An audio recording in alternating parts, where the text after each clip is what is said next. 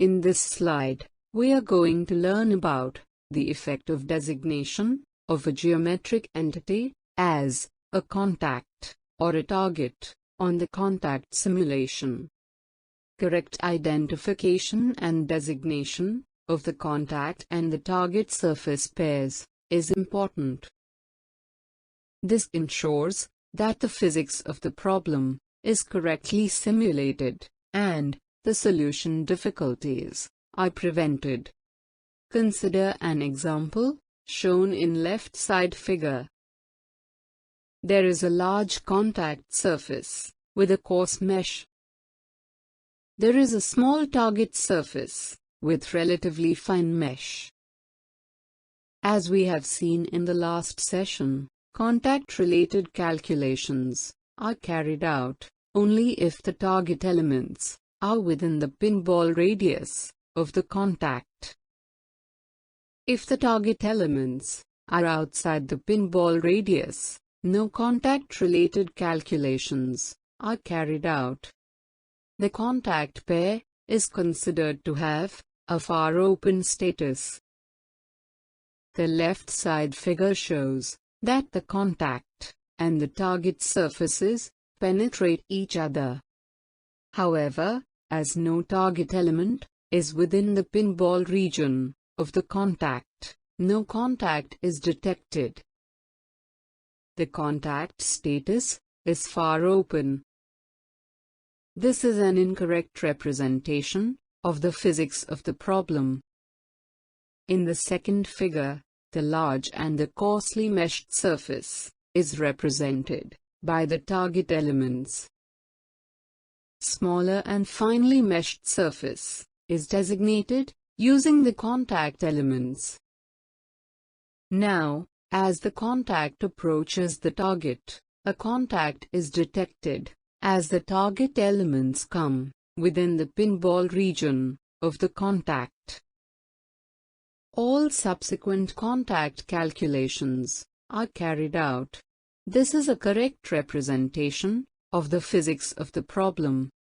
Thus, designating an appropriate surface as a contact or a target can decide how realistically a problem is represented in the finite element model. The table in the slide shows the general guidelines for designating contact and target pairs. In general, smaller of the two surfaces should be a contact surface, while the larger of the two should be the target surface.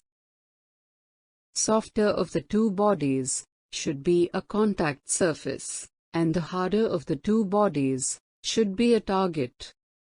Surface with the finer mesh should be a contact surface, and the surface with the coarser mesh should be the target. Surface with a smaller radius of curvature should be the contact surface, and surface with a larger radius of curvature should be the target surface.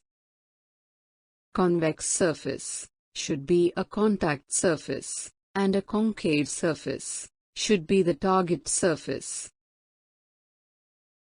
We have seen in the last couple of slides that it is critical to ensure that the appropriate surface is designated as a contact or a target in a given contact pair.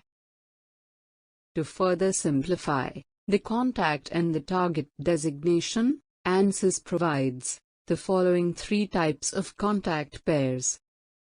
The first is asymmetric contact. In asymmetric contact, the surface designated by the user as contact is treated as a contact surface, and the surface designated by the user as target surface is treated as the target surface.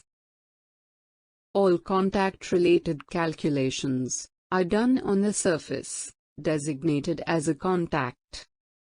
Second type is asymmetric contact. In a symmetric contact, contact elements are created on the surface designated as contact, as well as on the surface designated as the target.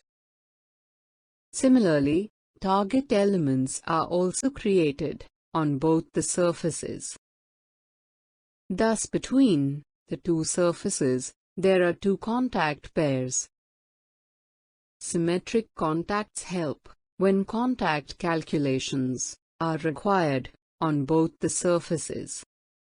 The third type is unautoasymmetric contact. Unautoasymmetric contact is similar to the asymmetric contact. A contact elements are created on one surface, and the target elements are created on the other. However, in the autoasymmetric contact, ANSYS internally decides which surface should be designated as a contact, and which surface should be designated as a target. This is regardless of the original designation done by the user.